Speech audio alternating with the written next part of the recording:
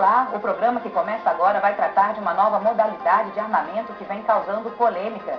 Guardas municipais, policiais e agentes que fazem a segurança em órgãos públicos de todo o Brasil já estão utilizando pistolas de eletrochoque. O equipamento dispara dardos que emitem impulsos, causando um choque que paralisa a pessoa por alguns segundos. A descarga elétrica, que atinge o sistema nervoso e que antes era coisa de filme, chega à nossa rotina junto com a cobrança da sociedade por métodos de controle menos violentos por parte das forças de segurança pública.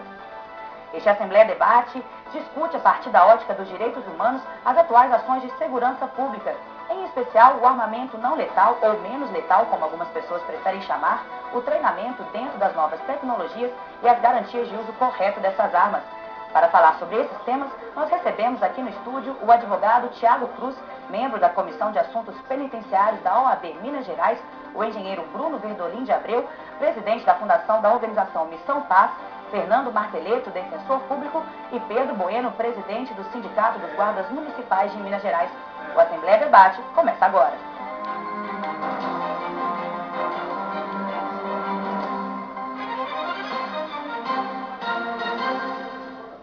No Brasil, a pistola que causa um choque paralisante já é usada por guardas municipais, polícias, forças militares e funcionários que fazem a segurança no Congresso Nacional e em órgãos do Judiciário.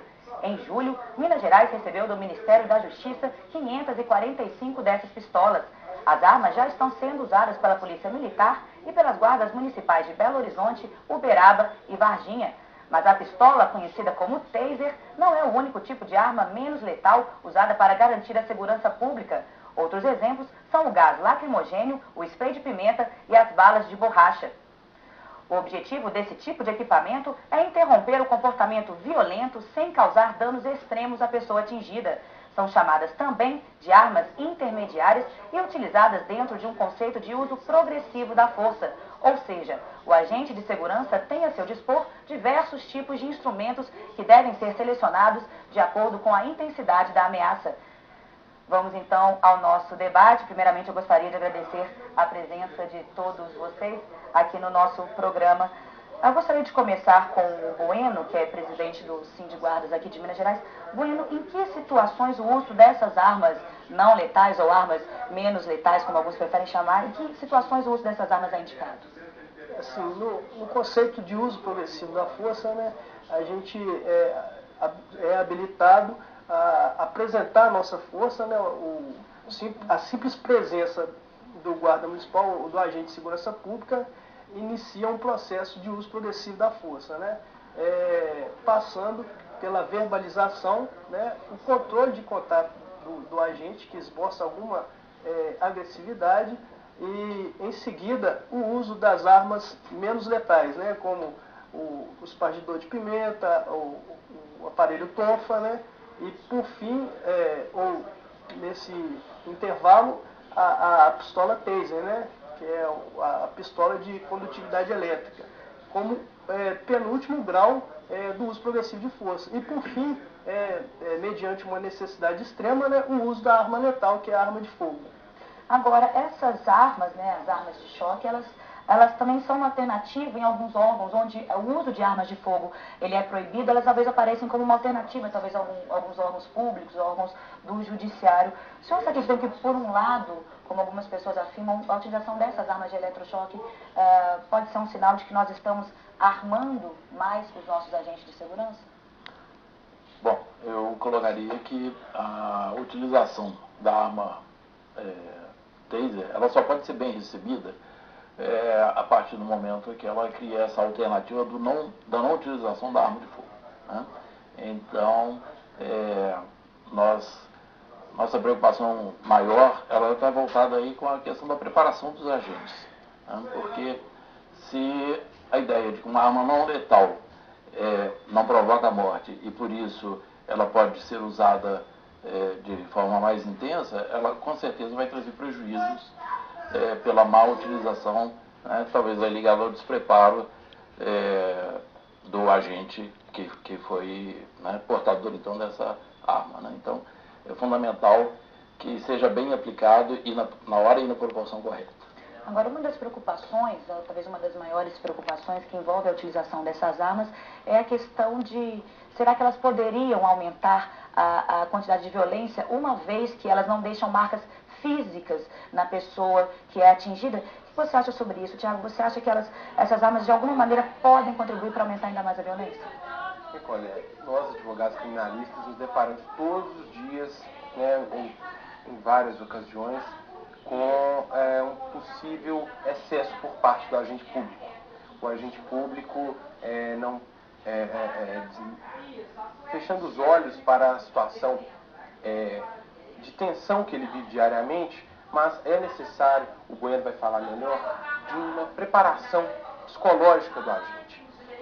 Então, nós advogados, temos que ter uma cautela ao ser favorável ao uso da taser, porque há, pelo que até então a Comissão de Assuntos Penitenciários já estudou, uma relativa não letalidade.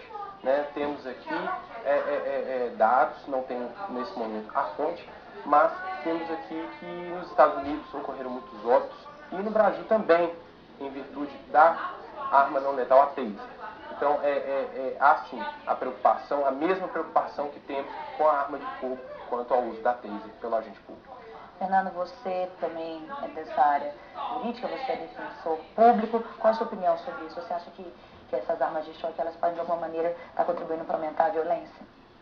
Parabenizando, primeiramente, a iniciativa da Assembleia Legislativa para a discussão desse tema, é muito importante contextualizar a utilização dessas armas ditas não letais como parte de uma política pública institucional, tanto no plano federal quanto no plano estadual, de redução dos índices de violência praticada por parte de agentes do poder público, no sentido de coibir a violência, mas de uma certa forma também praticando uma violência contra o cidadão na medida em que, para prevalecer o estado de legalidade, comete-se muitas vezes danos ou óbitos em relação ao cidadão com o uso de armas letais. Então, essas armas chamadas não letais, elas fazem parte de uma política pública no sentido de mais humanizar o Estado de Direito. E há uma proporcionalidade na aplicação dessas armas, mas que também devem ser vistas com parcimônia. Essas armas não podem ser utilizadas de maneira indiscriminada, porque elas, embora menos ofensivas à integridade da pessoa humana, do cidadão, elas também oferecem uma potencialidade lesiva, sim. E a sua utilização deve vir respaldada, regulamentada por um treinamento, por um sistema de proporcionalidade no uso de todos os meios à disposição dos agentes de segurança para fazer prevalecer, né, a normalidade, o estado de legalidade, a ordem pública. Não simplesmente entregar estes aparatos de segurança ao sistema, aos órgãos de polícia, sem que eles tenham um treinamento adequado, sem que eles tenham toda uma preparação de natureza até mesmo psicológica, para que eles possam efetivamente utilizar esta ferramenta de trabalho de modo adequado, sem que isso ocasione lesão a direitos fundamentais do cidadão. Essa é a nossa posição. Agora, essas pistolas de eletrochoque, elas, talvez por estarem sendo mais inseridas nas guardas municipais, elas são as armas ditas intermediárias, que estão mais em voga, que estão mais aí em destaque no noticiário. Só que elas não são as únicas armas não letais, armas menos letais, utilizadas hoje em Minas. Bueno, quais outras armas fazem parte desse grupo que a gente pode chamar de armas intermediárias? Nós temos o espargidor de pimenta, temos artefatos, né, de gás de lacrimogênio, né, de efeito moral, que são consideradas armas também menos letais, né? Então, essa é uma cultura, né, de redução de dano para com a violência, né, na condução, né, do segmento policial, né, da segurança pública e privada. Quando que essas armas são utilizadas, em quais situações? Exemplifica pra gente. Olha, em algumas determinadas ocasiões, alguns tipos de armas são mais adequados, né? A gente tem aí os distúrbios civis, então é muito natural a utilização de espargidor de pimenta, né? De bombas de efeito moral, né? Para evitar um distúrbio maior, né? E para ter um controle maior sobre a multidão, até a utilização de cães, né? Também respaldado de todo o aparato, capacete, escudo e assim por diante. Essas armas elas são utilizadas hoje, tanto pela polícia quanto pela Guarda Municipal? Todas essas que você citou? No caso específico da Guarda Municipal de Belo Horizonte, Polícia Militar, e até mesmo nos órgãos de segurança pública do Estado de Minas Gerais, é um aparelho recém, né, adquirido através da Secretaria Nacional de Segurança Pública, que está em alguns órgãos em processo de implantação, né, e já na Guarda Municipal de Belo Horizonte, já em utilização. Agora, parece que a Guarda Municipal de Belo Horizonte ainda não utiliza as chamadas armas letais, que são as armas de fogo, e parece que há uma reivindicação da categoria para que haja essa utilização. Por quê? Né? O que a categoria dos guardas municipais está reivindicando com relação a essas armas de fogo? Existe uma lei federal, né, que é a Lei 10.826, que corresponde ao Estatuto do Desarmamento, e que concede o direito, né, ao profissional da Guarda Municipal, no caso específico de Belo Horizonte, a utilizar esse armamento tanto para atividade funcional, né, quanto para atividade ou para o uso particular, né. No entanto, esse dispositivo legal não vem sido amparado, né, ou estabelecido pelo nosso comandante de Belo Horizonte, tampouco pelo secretário municipal, embora tenha sido investido uma quantia de aproximadamente R$1.500.000 na aquisição dessas armas, né? As armas já foram adquiridas, só que ainda não estão sendo utilizadas pela Guarda Municipal, é isso? Exatamente. Inclusive, nós temos uma preocupação quanto à questão das munições, né, que tem uma validade, né, e pelo que tudo indica, já se perderam o efeito, né, usual, né, para o emprego da atividade da Guarda Municipal. Agora, essa questão é uma questão um pouco polêmica. Na mão de quem colocar as armas de fogo, tem gente que é a favor de que a Guarda Municipal utilize, tem gente que é contra essa utilização por todos os setores, por todas as forças de segurança pública. Qual é a opinião dos menos letais, que para algumas pessoas são vistas como resultado do amadurecimento da democracia? A sociedade não aceita a violência injustificada da polícia e cada vez mais discute a segurança pública, denuncia abusos e até exige participar da elaboração desses novos métodos de controle. Desde o dia 12 de julho, as armas de choque podem ser usadas pelos guardas municipais em alguns locais de Belo Horizonte, como a rodoviária, o Parque Municipal e o Zoológico. Vamos ver qual é a opinião da população sobre essa novidade. Eu acho muito bom, porque já elimina um pouco a arma de fogo, né? E até mesmo, como eles, de uma certa forma, nem usam mesmo, né? Alguns, né? Arma de fogo, né? Então só o cacetete já não ficaria bem adequado para eles, que eles ficavam na desvantagem. Agora com essa arma não, já acho ela bem mais segura.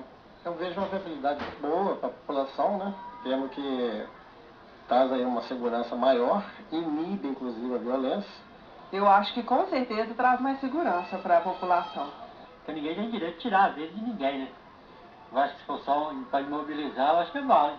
Desde que eles usem, entendeu? Nas horas corretas, devidas, eu acredito que está correto sim o uso. Dentro dessa violência constante e ainda crescente, infelizmente, há uma necessidade que ele tenha alguma coisa para se proteger. Se ele ainda não puder ter arma de fogo, eu acredito que esse tipo de arma possa ser válido. Eu acho bem melhor do que aquelas que atiram e matam, né? Que em vez de matar, vai paralisar a pessoa. Bom, né? Porque eu acho que outro tipo de arma, por mais que possa, né, tá pegando alguém, pode acertar em alguém que não tem nada a ver, né? Bom, pelo que a gente viu aí, a grande maioria das pessoas, quase unanimidade, é a favor da utilização desse tipo de arma de choque pelos agentes de segurança. Com relação a essa postura da sociedade diante da atitude policial, o senhor acreditam que está mudando, que a sociedade talvez esteja menos tolerante com a questão do abuso de autoridade, com a questão da violência das polícias e das guardas? Quando a gente percebe aí pelo depoimento das pessoas que a sociedade está carente de segurança, cansada, né, também dos abusos por parte do poder público, que são uma realidade. E manifestam a favor, né, da implantação das armas taser, né, as armas não letais, como uma forma, uma medida de ajudar no combate à criminalidade. Mas é um assunto que a gente é até solidário, mas tem que ser analisado com calma com relação à preparação dos agentes, à moderação de como usar esse aparato de segurança e mais do que isso, a questão da consciência no tocante à responsabilidade que é possuir uma arma. Nós vimos aí, né, com o referendo, que a população votou em massa a favor do armamento da população que não tem a prerrogativa de usar armas de fogo. E nós, da Comissão de Assuntos Penitenciários, que diariamente refletimos sobre isso, lamentamos, porque a violência tem aumentado também com o uso de armas indiscriminado pela população. E o depoimento da opinião pública colhida aí, que foi passado, ela revela uma questão interessante de que a população está consciente dessa necessidade de um maior controle, de uma maior contingência do abuso da força do poder público. E isso reflete o que vem acontecendo no plano internacional, em que o Brasil vem sofrendo uma exposição negativa pelos excessos que cometeu no passado e que ainda comete, seja pelo número de óbitos em ações policiais muito elevado em relação à média mundial, seja questões da ordem carcerária, de superpopulação carcerária, e o país, então, a União, vem sendo demandada nos tribunais internacionais e sofrendo sanções. Então, essas medidas que vêm sendo tomadas são muito salutares para que até mesmo melhore a imagem do país. E interessante que a Secretaria Especial de Direitos Humanos, no último dia de dezembro do ano passado, ela editou uma normalização, uma regulamentação em que todos os agentes de segurança pública devam portar pelo menos dois tipos de armas ditas não letais, para que justamente o agente de segurança possa atuar na segurança pública usando dos meios necessários e adequados à situação. Se em última situação, em último caso, seja necessário o uso da arma de fogo como autodefesa ou como defesa de terceiros, ela poderá ser utilizada, mas em última situação, primeiramente usando dos meios mais moderados, dos meios necessários para contenção de violência. E é nesse contexto que essas armas não letais se encaixam. E um outro detalhe muito importante, o porte da arma de fogo, assim como o porte dessas armas não letais, ele é controlado, existe todo um regramento para controle dessa utilização, e é uma prerrogativa dos agentes de segurança.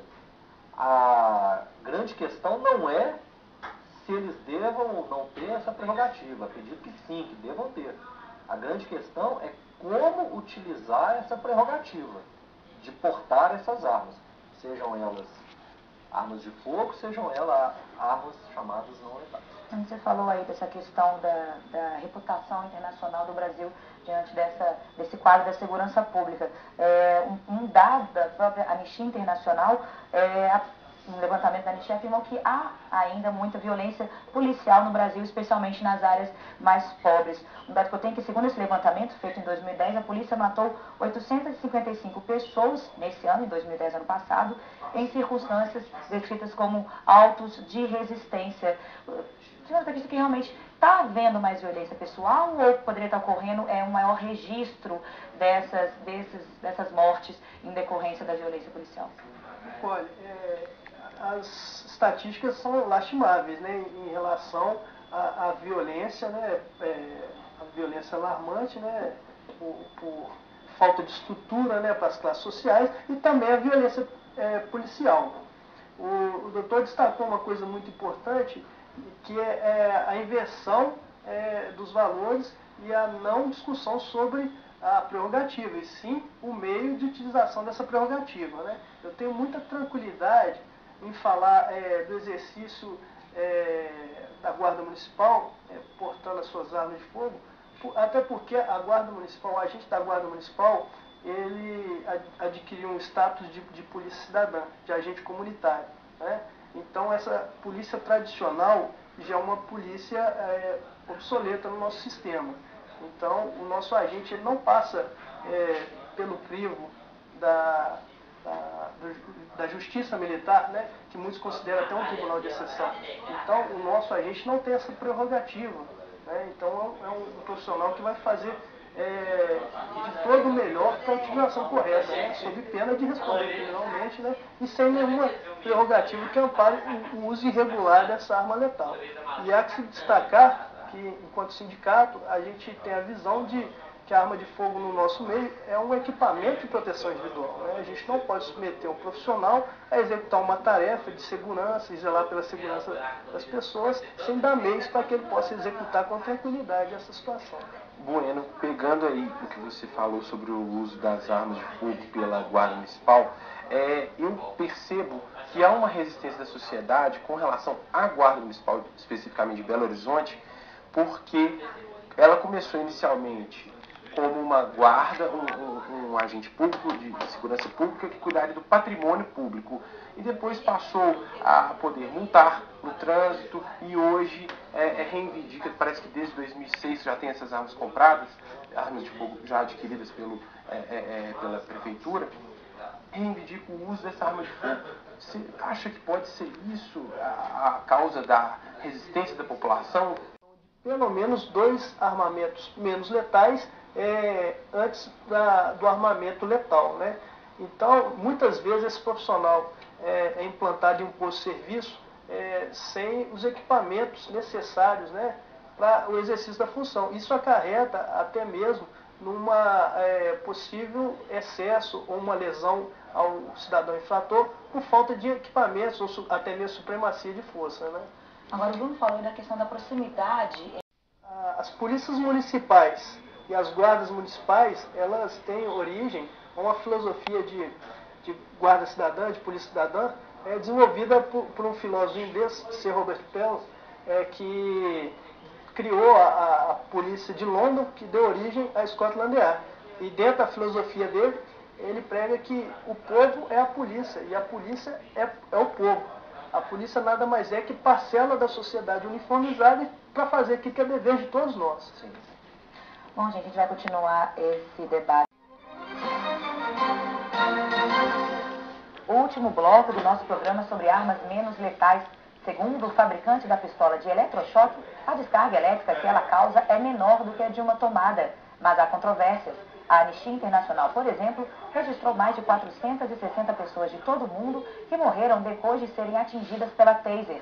O Instituto do Coração de São Paulo analisou testes da polícia em cerca de 600 voluntários.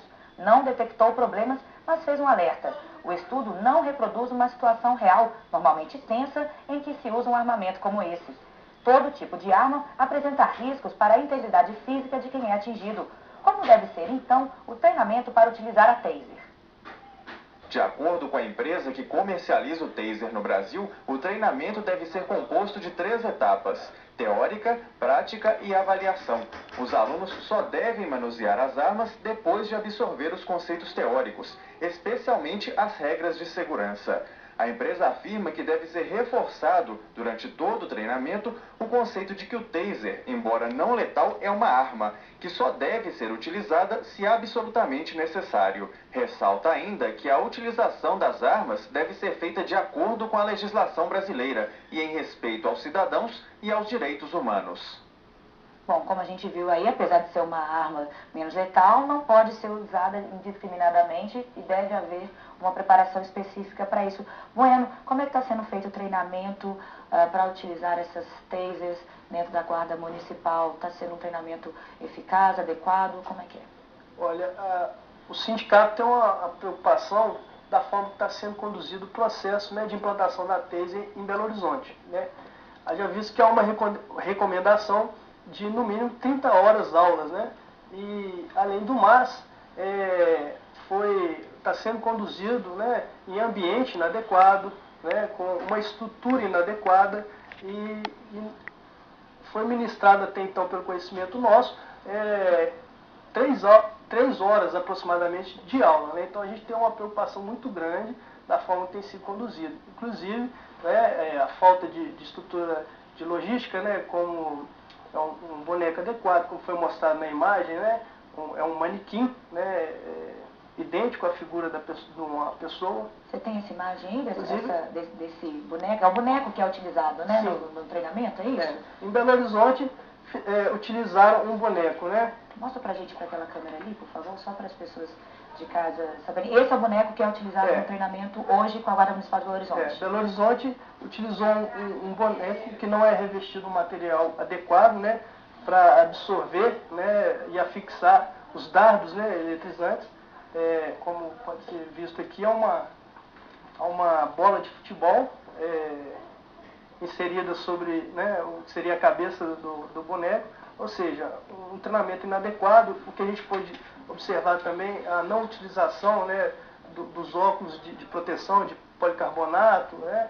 O agente supostamente infrator teria que estar utilizando ali uma arma com cores chamativas, né? Um tatame, um acolchoado adequado para aplicação das aulas práticas, né? Avaliação, inclusive a não certificação daquele profissional que não passar, né, pelas avaliações práticas e teóricas. Agora, como a gente viu aí nos dados, apesar de muita gente se referir a esse tipo de armamento como não letal, há sim um risco de morte, um risco de letalidade. Esse risco é considerável? Claro, existe as contraindicações para o uso, né, da pistola taser, e além dessa preocupação com a letalidade, né, as lesões graves, né, e irreversíveis que ela pode provocar, pode cegar uma pessoa, ela pode submeter a pessoa a constrangimento ilegal, né, pode encarretar o profissional um abuso de autoridade, e essa preocupação a gente não vê por parte do comando da Guarda Municipal. Então o sindicato tem essa preocupação e pretende até responsabilizar numa suposta situação, né, em que a responsabilidade seja atribuída para o profissional. E é interessante frisar aí, pelos próprios dados que você passou, da Anistia Internacional, que esse aparelho, né, que é conceituado aí como arma não letal, na verdade ele seria melhor conceituado como arma menos letal, porque os números indicam aí que há sim situações específicas em que há letalidade, e nós não podemos esquecer também de uma questão: o sujeito, quando atingido, né, ele sofre uma paralisia muscular e ele sofre uma queda no chão. Então, pode não ter sido agredido a sua integridade física pelo equipamento utilizado, mas ele pode sofrer lesões de ordem corporal pela queda que sofre, cai, quebra um dente, quebra um membro. Uma lesão perfurante, né, pelos dardos, que causa sangramento, inclusive a retirada tem que ser para um profissional habilitado, utilizando de luvas. Daí porque a necessidade de se fazer treinamento bastante adequado para a utilização dessa ferramenta de trabalho, vamos dizer assim. E eu vou além e faço uma sugestão aqui, que para cada hora de treinamento com este equipamento novo, deveria ser adotado pelo menos o dobro de horas de aulas de ética, de noções de cidadania, de direitos humanos, de garantias fundamentais, ou seja, para que aquela pessoa que vai utilizar esse equipamento, ela tenha a preparação técnica para a utilização, mas a formação humanística para exercer aquela função. Porque como toda arma, não deixa de ser uma arma, ela também está sujeita a abusos na sua utilização. Já existem mecanismos específicos com relação a esse tipo de arma para coibir o abuso na utilização? Juridicamente já há alguma coisa nesse sentido? O que nós temos hoje de legislação em relação a esses métodos alternativos está da seguinte maneira. A Lei 10.826, que é o Estatuto do Desarmamento, embora trate detalhadamente da utilização de armas de fogo, ela, em determinado ponto da lei, ela vai fazer uma referência a um decreto federal para regulamentação de armas de fogo e dispositivos utilizados como arma, de um modo genérico, que é o decreto 5.123 de 2004. Nesse decreto 5.123 de 2004, no seu artigo 49, ele vai dizer sobre a definição, a legalidade e descrição de regulamentação da utilização dos chamados equipamentos controlados, né? E vai remeter a uma nova regulamentação que é feita pelo Ministério do Exército, que é um decreto de número 3.665, se não me engano, onde ali vai estar inserido as chamadas armas não letais, o expergidor de pimenta, a taser e outras mais, né? Mas, com relação à utilização, especificamente, não há regulamentação, e aí aquele que detém esse equipamento de segurança, ele estaria sujeito à regra geral o quê? Do abuso de autoridade, né?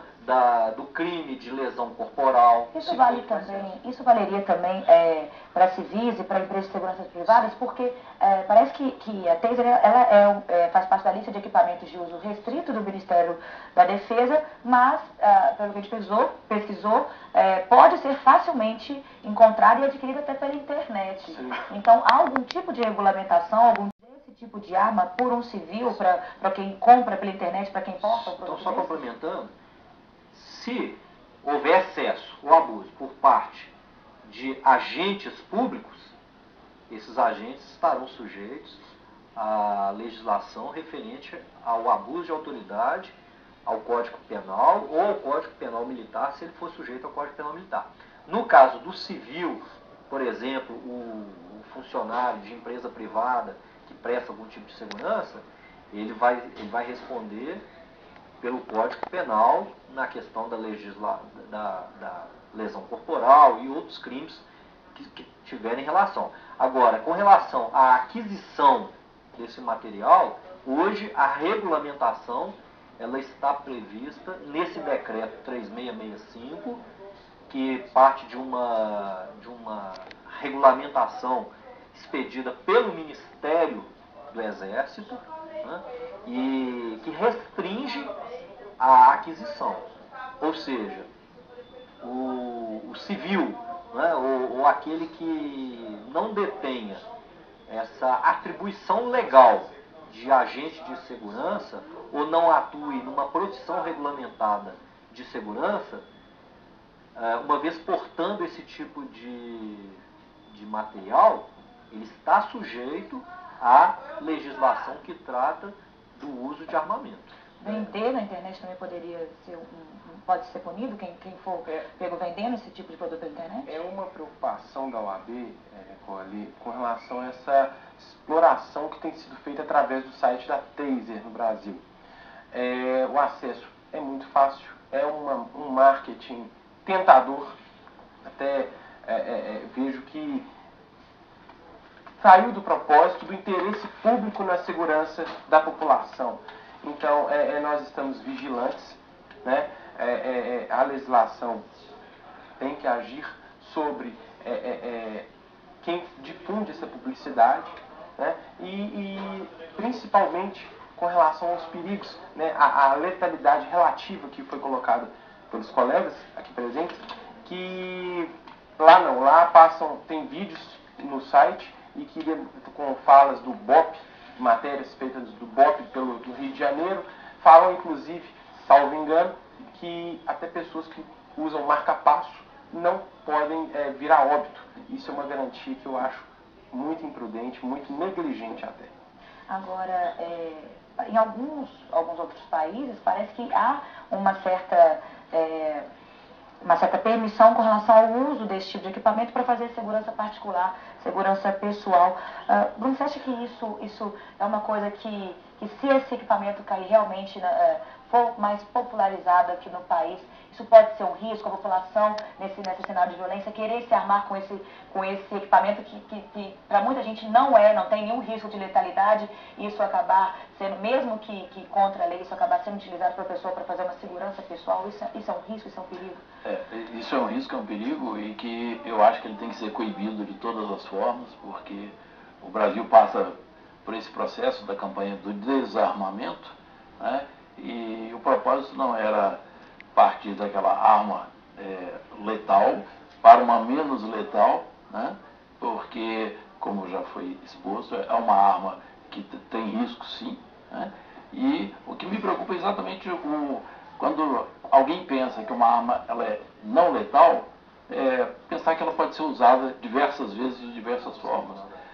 Muito pelo contrário, quer dizer, se ela é não letal, eu não sei qual o tipo de ensaio que já foi feito, mas imagino que 3, 4 tiros com essa arma não letal deve ser talvez tão desastroso quanto a arma letal, né? Então, isso é um problema sério. E um ponto que eu queria colocar, quando o doutor ele falou sobre a questão do preparo, 30 horas, né, era a carga horária prevista e mínima, que na verdade já estão reduzidas aí, talvez para 3 horas, né? Isso é um absurdo. Quer dizer, 30 horas eu já acho muito pouco, né?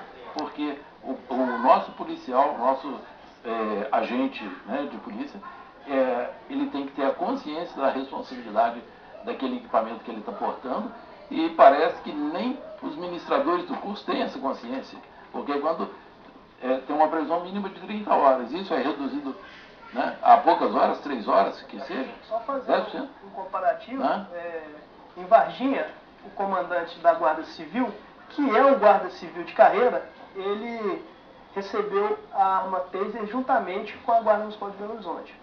E há que se destacar que eles ainda estão em processo de treinamento, né? A gente tem informação, né, do próprio site institucional que a Guarda Municipal ministra um curso de 30 horas, né? Obedecendo o que está estabelecido, né, pelas organizações internacionais e nacional, e ministrando um conteúdo programático com pelo menos 15 conceitos, né? E sobretudo, avaliação, que seria o ideal, né? Que é o ideal. Inclusive, ele implantou as armas Taser, contemplando todo o efetivo. Em Belo Horizonte, as armas que foram adquiridas não contemplam 10% do nosso efetivo. Então, a gente está com essa preocupação, né? Então, e aí completando a ideia, de alguma forma, se a própria guarda, né, precisaria de 30 horas de treinamento, sendo que ele já tem um histórico de preparação para lidar com segurança. Imagina agora o cidadão comum, né? Ele vai comprar arma, quantas horas de treinamento ele vai fazer? Né? Provavelmente nenhuma. Talvez pela internet, ele vai fazer um cursinho pela internet, né? Quem vai dar o certificado e o diploma dele vai dizer, não, você pode utilizar essa arma. Quantas vezes a gente ouviu dizer que o carro é uma arma, isso é uma arma, aquilo é uma arma, né? Ele vai usar uma taser sem ter nenhum preparo, nenhum tipo de instrução. É impossível. Nosso tempo já está quase se esgotando. Vamos fazer agora as considerações finais a respeito desse tema, começando por você, Fernando. Só queria saber se você é uma tendência, você falou que essa parte desses armamentos menos letais faz parte de uma política talvez maior do sistema de segurança público brasileiro. Você acredita que aumentar os investimentos nessas tecnologias menos letais é uma tendência que deve se manter nos próximos anos? Oportunidade. Também queria dizer que o Sindiguardas participa da campanha do desarmamento que foi lançada, né?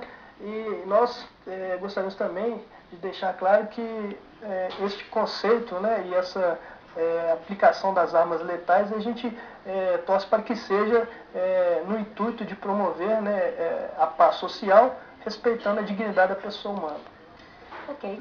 O Assembleia Debate fica por aqui. Agradecemos a presença do advogado Tiago Cruz, membro da Comissão de Assuntos Penitenciários da OAB Minas Gerais, de Bruno Verdolim da Abreu, presidente e fundador da organização Missão Paz, Fernando Martelletto, defensor público, e de Pedro Bueno, presidente do Sindicato dos Guardas Municipais de Minas Gerais. Confira na internet os horários de reprise do programa. Nós voltamos na semana que vem. Até lá!